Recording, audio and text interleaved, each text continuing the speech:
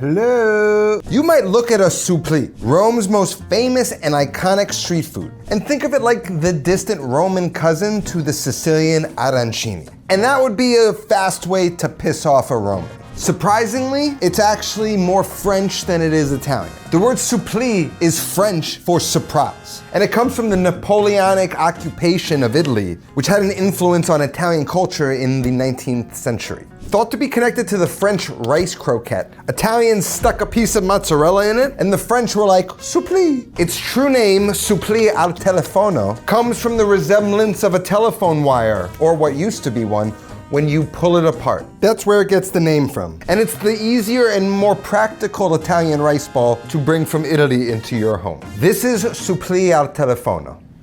And there are distinct differences between suppli and arancini. The first being, rather than cooked and colored by saffron to be yellow, it's cooked with tomato sauce to become red. So we need to prep a quick weekday sauce. So I've got some garlic I need to take out of its shell. I'm just gonna smash them. Other differences between arancini and suppli. The arancini is rounder, filled with bolognese and mozzarella. It's meant to be more of like a meal replacement. The suppli are smaller, oblong, meant to be more of a snack, and they were born out of like the pizzerias of Rome, who sold pizza al taglio, which is just sheet pan pizza. So when in Rome and you're grabbing your pizza, make sure you grab a suppli. So first off, in a small pot, we're gonna hit it with enough oil to coat the bottom, and then we're gonna toss in the basil stem and the garlic, and we're just gonna give that a few minutes on the heat until the garlic starts to brown around the outside, infusing that oil with that garlic and the basil flavor. And then we're gonna add in some good quality tomato passata or puree. Season it with salt. We're just gonna let this simmer while we start to make the risotto. Now in a saucier or some high-rimmed pan, we're going to add a few tablespoons of olive oil along with a knob of butter. We're gonna swirl together and we're gonna get that butter nice and melty and bubbly. Then we're gonna add in about a cup of our arborio rice. And we wanna coat every grain of rice in that fat. You wanna get them all toasted, and you're looking to bring out a slightly nutty aroma from the rice. Then we're gonna add in a few ladles of stock. And unlike normal risotto that cooks slowly with one ladle of stock at a time, we can add a few ladles at a time, along with 2 ladles of the weekday sauce. And that's gonna bring out this nice red color in the rice. We're just gonna simmer this in enough liquid to keep the rice covered for about 20 minutes. Adding more stock to keep the rice covered as needed, which is slightly different than making normal risotto. We don't need to cook this super low and slow. We can stir occasionally and approach this somewhere between cooking rice and making risotto.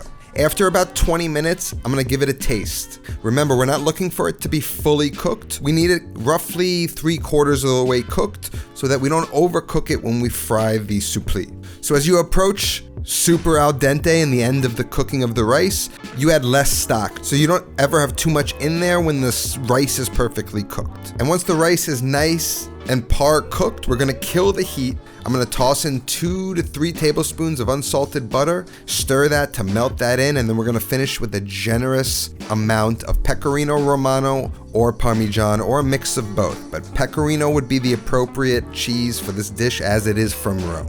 And it's now tightened up. When I swipe through the mix, you can sort of see that it holds. That's the right consistency. Now it's ready to be chilled. Now we got it at the right consistency. We could just pour it into a sheet tray, spread it out. It's gonna allow it to cool quicker. This will go in the fridge, cool down. Once it's cool, we'll cover it, ready to make suppli in the morning. Only other thing we need is our mozzarella, and I've got freshly made mozzarella here that I've just kind of been drying out in paper towel. So I wanna cut this so that we could just kind of stuff it, wrap risotto around it, and then it's, you know, a little bit more like a mozzarella stick, a little Italian-American vibe to it. I'm gonna make a cut straight down, maybe cut it into 3. Then we can turn them sideways. Something like that we wrap around some risotto should be perfect. And since it's freshly made, I wanted to cut them. Place them on some paper towel. Allow them to further dry out. Place another towel on top, and then we'll just wrap it up. The towel is just gonna be like moisture wicking. Should just suck this all up. Now, I divided this into 2 days. I don't know if you watched my last video, but kind of been struggling physically outside of work and with work. Good news is my arm is much better. As you can see, I've got some function back to it without grimacing in pain, but baby steps here. Do a little work today, do a little work tomorrow. Allows us that rice to sort of chill, make it pliable and workable for tomorrow. And our mozz is gonna be ready, real easy to throw together once we've done a little bit of prep. So I'll see you in the morning. Oh, and store the sauce. We might use it to dip our suppli in. So now it's the next day, and here we have our solidified chilled. This is what we're looking for. If you make it too wet, it kind of doesn't hold the same way, but this is super pliable. It's gonna be perfect. We've got our mozzarella here, much drier. Just had that towel wick it out overnight. By the way, what do you think of this? I just got the test, feeling it out. It's kind of comfortable. Maybe cut a little 90s, you know what I mean? Don't have any merch at the moment to sell you. I had to put the kibosh on it because the company was not cutting it. Let me know down below if you would want to rock one of these. So now if you haven't kind of figured out, I'm approaching this almost like a Italian mozzarella stick.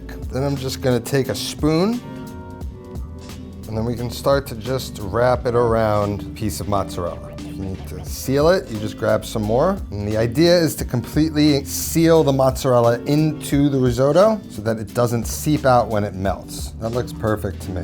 Kind of using your palms to shape and to seal it, almost like you would seal a burger patty. Just kind of pushing it in while wrapping the rice around it. You just go through and repeat with the rest of the rice.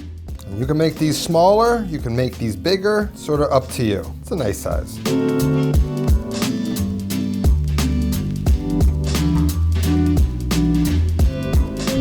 Perfect. I'm gonna place these back in the fridge, keep them nice and firm. Now we've got our breading. This is just plain breadcrumbs filled up, about 3-4 cups. Might need more actually. And then instead of a 3-stage breading station, we're doing a 2-stage with the batter and the breading. So I'm gonna go in with, I don't know, maybe like a 1/2 cup of flour, 1 egg. That was easy. About a 1/4 cup of vodka, 1/4 cup of water, salt, and let's whisk it and see the consistency. That's too thick, so we added a little bit more water. We're gonna do a little bit more vodka. If you don't know, vodka evaporates quicker than water, creating a crispier batter. So that's why we like to add a little bit of vodka into our batters. Still need to thin it out. Wow, my arm could do that. It doesn't hurt. It's still iffy, guys. I don't know if we're in the home stretch just yet. See how runny that is? That's more in line with what we're looking for. Season our breadcrumbs. Then we can take one of our balls, run it through the batter, into the breadcrumbs.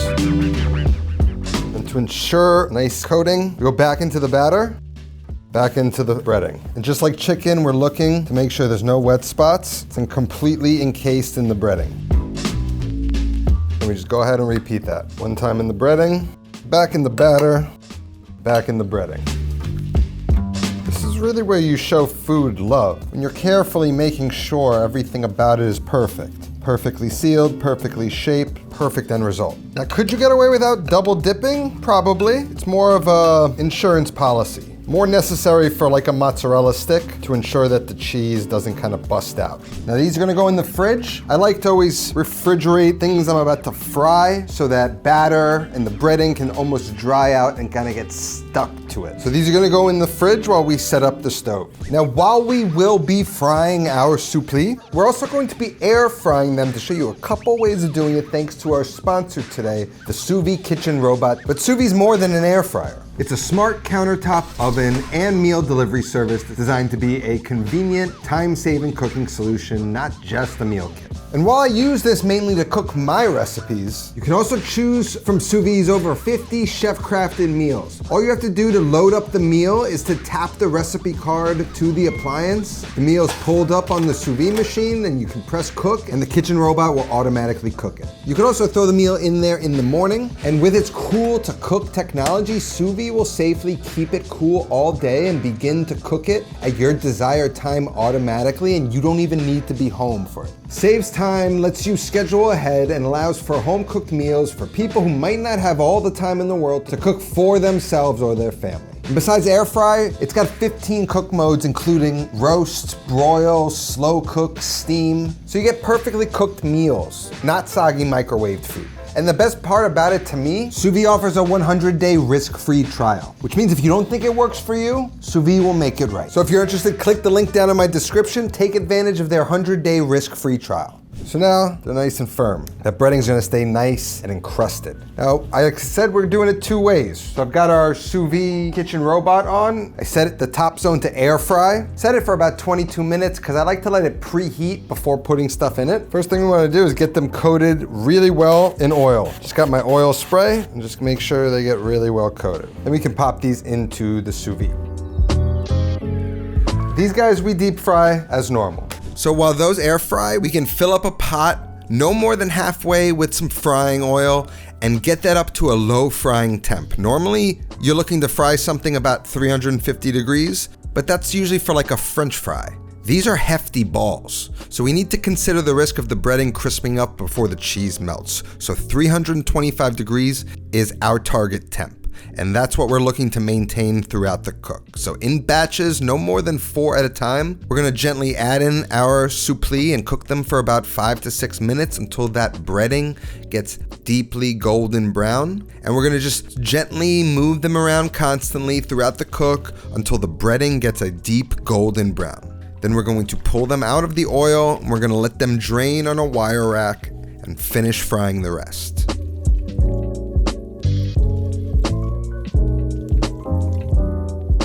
We can quickly check on the air fryer, give them a rotate, which I like to do more often in the air fryer to ensure even browning. And those are almost done. Give those a few more minutes. Now our last batch of suppli should be finished. Get those out of the oil, and you can hold these on the wire rack and you can just drop them back in the oil for 30 seconds and reheat them whenever you're ready to serve. I mean, look how perfect that is. We're gonna let these rest. We're gonna check on our air fried.